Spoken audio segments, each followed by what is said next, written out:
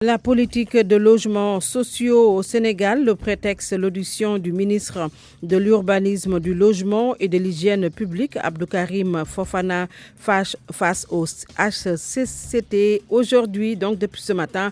Pour en parler de la politique de logements sociaux au Sénégal, nous recevons Mounirou Ly, directeur de la promotion de l'habitat social au ministère de l'Urbanisme, du Logement et de l'Hygiène publique. Bonjour, monsieur Ly.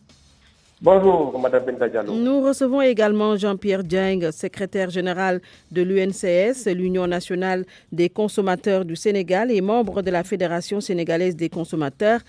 Bonjour, Monsieur Dieng. Bonjour, comment allez-vous? Ça va très bien, merci. Alors, Monsieur Mounirou Ly, il y avait un projet de construction de logements sociaux. Si je ne me trompe, c'était 100 000 logements sociaux. Où est-ce que vous en êtes? Merci, Madame Binta Diallo. Effectivement, dans le cadre de la politique de l'habitat et dans une optique d'un accès plus aisé au logement pour tous, Monsieur le Président de la République, effectivement, a initié avec le gouvernement du Sénégal un programme de construction de 100 000 logements sociaux sur les 5 ans à venir. En réalité, c'est un abus de langage. C'est un projet de construction de 100 000 logements sociaux, un projet qui est un projet phare dans un vaste programme dénommé le projet BIT, le programme Zéro Bidonville. Oui. Alors aujourd'hui, nous en sommes presque à la phase finale. Et je dois dire au passage que durant ce mois de janvier, le président de la République doit présider un conseil présidentiel dans lequel, n'est-ce pas, il va valider toutes les propositions que nous allons faire relativement donc à ce projet de 100 000 logements. Oui. D'emblée, ce qu'on peut retenir de ce projet-là, c'est que c'est un projet qui est destiné aux Sénégalais à revenus faibles. Parce que tout le monde sait que l'habitat social, c'est un habitat aidé. Oui. Et pour faire en sorte effectivement que les Sénégalais à revenus faibles puissent bénéficier de ce logement-là, il faut que l'État s'y mette. Nous avons prévu d'installer ce projet dans les pôles urbains. Il y en a 27 au Sénégal, il y a Diamniadio, Lagos et ainsi de suite. Mais les 60% de ce projet-là seront dans le pôle de Daga-Kholpa, qui est contigu, n'est-ce pas, au pôle de Yen, et les 40% qui restent seront gérés avec les communes à l'intérieur du Sénégal. Nous en sommes presque à la phase finale. Ce n'est pas un projet, ce n'est pas une commande publique. Je veux dire, ce n'est pas l'État qui va décaisser de l'argent, mais l'État va faire des facilitations en termes de, je veux dire, gratuité du foncier, par exemple. Dans le pôle, par exemple, de Daga-Kholpa, il sera aménagé 1200 hectares, et l'État va aménager ces 1200 hectares-là et donner ça à des promoteurs privés, donc ils vont construire des logements sociaux. Donc ce qui veut dire, M. Ly, qu'à ce jour, le projet n'a pas encore pris forme. Il n'y a pas encore de logements sociaux qui ont été construits.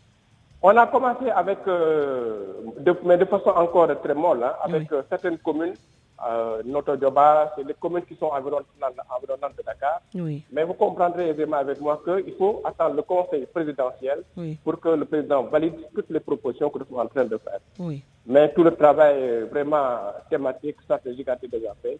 On attend seulement le mois de janvier pour que le président valide nos propositions. Oui, Jean-Pierre Dieng, l'une des raisons pour lesquelles le président Macky Sall avait promis ces logements sociaux, Mounirou Ly l'a dit, il a rappelé tantôt, c'est parce que 40% des Sénégalais vivent dans les bidonvilles. L'on a même comme l'impression que ces logements sociaux le sont que de non, côté coût, bien sûr, ce n'est pas accessible à toutes les catégories des Sénégalais, catégories sociales. Est-ce que vous avez cette impression, M. Dieng? Allô? Jean-Pierre Dieng, vous m'entendez? Oui, quelle impression, s'il vous plaît? Est-ce que vous avez l'impression que le coût côté logement social est accessible à toutes les catégories des Sénégalais? Non, parce que tant qu'il y a les promoteurs privés, nous n'arriverons pas à faire des logements sociaux. Mais le problème, c'est entre le discours et la réalité, parce qu'il y a trop de discours autour de rien du tout. N'est-ce pas qu'on a augmenté le prix du ciment pour investir dans les logements sociaux? C'est le président de la République qui l'avait dit. Eh bien, à ce jour, eux-mêmes, celui que vous venez d'interroger, en tout cas, a dit que on en est au début. Donc ça veut dire on a augmenté, c'était peut-être pour autre chose. Et ensuite, depuis qu'on a augmenté, on peut savoir le montant de ce qui était destiné aux logements sociaux, qu'on nous le dise.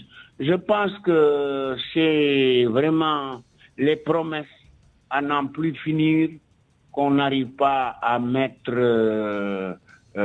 en réalité, à transformer en réalité.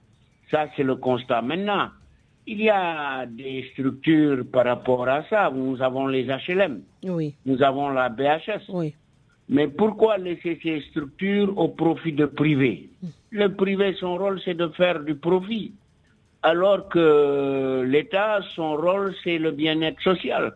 Je pense qu'on est en train de nous mener en barque et avec ces mêmes personnes dans 30 ans, on n'aura pas de logements sociaux. Et ensuite, il y a eu beaucoup de propositions venant d'associations de consommateurs, même adressées directement au président de la République pour donner des pistes de solutions pour qu'il y ait le plus de Sénégalais possible qui puissent accéder au logement social. Est-ce que vous voulez dire que vous voulez pas que vous voulez que les privés soient écartés de ce projet de logements sociaux au profit des de SNHLM et de la BHS? Ah oui, parce que les SNHLM n'ont pas suffisamment de travail en ce moment pour laisser la place au privé.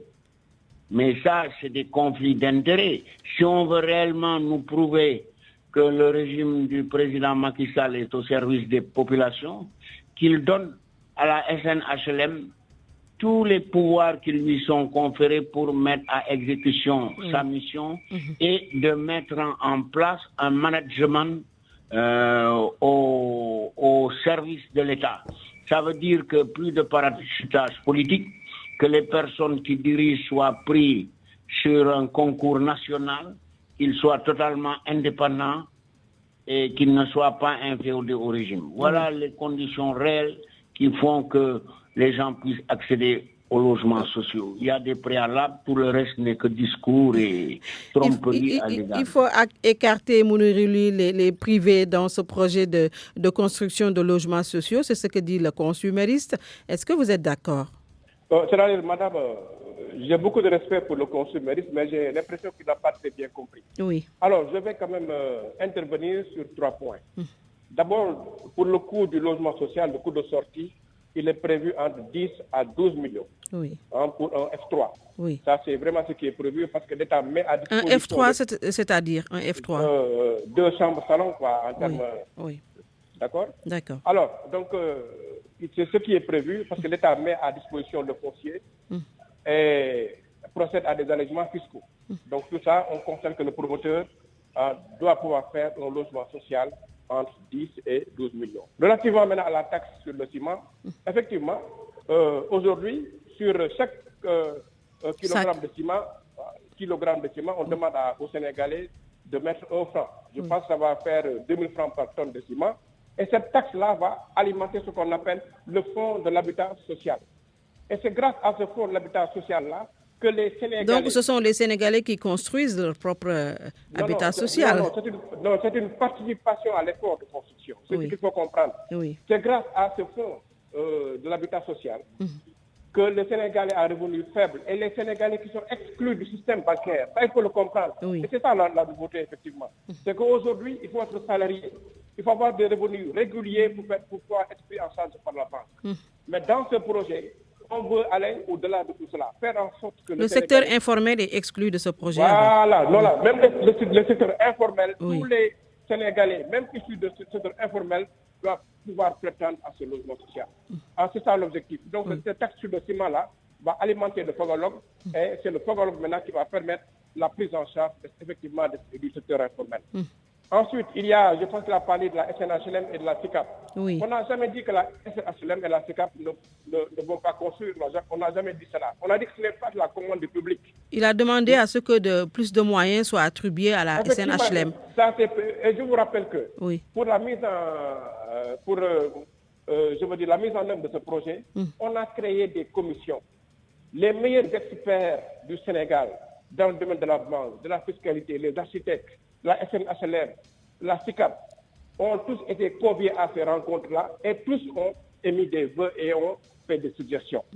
On a aujourd'hui, je veux dire, un cahier de charges, n'est-ce pas, qui prend en compte toutes ces suggestions-là et que cela va constituer notre base de travail. Oui. La SNHLM et la SICAP sont nos partenaires privilégiés. Ça, c'est vraiment les promoteurs publics. On ne peut rien faire sans eux, ça c'est sûr. Absolument. Mais comme avouez avec moi, quand même, que faire 100 000 logements en 5 ans, la SNHLM et la SICAP ne pourront pas faire tout ça. Donc, il faut faire appel aussi, de façon complémentaire, au secteur privé. Donc, ils vont nous faire des propositions. L'essentiel, c'est que les Sénégalais à revenu faible puissent trouver des logements, soit dans le triangle Dakar-Thiès-Bourg, soit à l'intérieur du Sénégal. Oui. Ce que nous projetons de faire, c'est à chaque fois qu'un promoteur décide de construire, qu'on lui dise il faut faire 50% de logements sociaux, il faut faire 20% de logements pour les Sénégalais de la diaspora, et il faut maintenant, pour que toi, promoteur, tu puisses entrer dans tes fonds, que tu puisses faire 30% de logements standing, quand même pour ce qu'on appelle le principe de la péréquation. Très bien. Je pense que les experts du Sénégal et même des fois du monde entier ont été conviés à ce genre de rencontre-là pour prendre en charge tous les problèmes qui sont inhérents à l'habitat. Donc c'est vraiment ça ce que je voudrais dire, n'est-ce pas, par rapport à l'intervention de... Voilà, Mounirou Ly, directeur de la promotion de l'habitat social du ministère de l'Urbanisme, du Logement et de l'Hygiène publique que vous retrouverez à 13h. Jean-Pierre Dieng, juste savoir, est-ce que les associations de consommateurs sont invitées dans ce projet?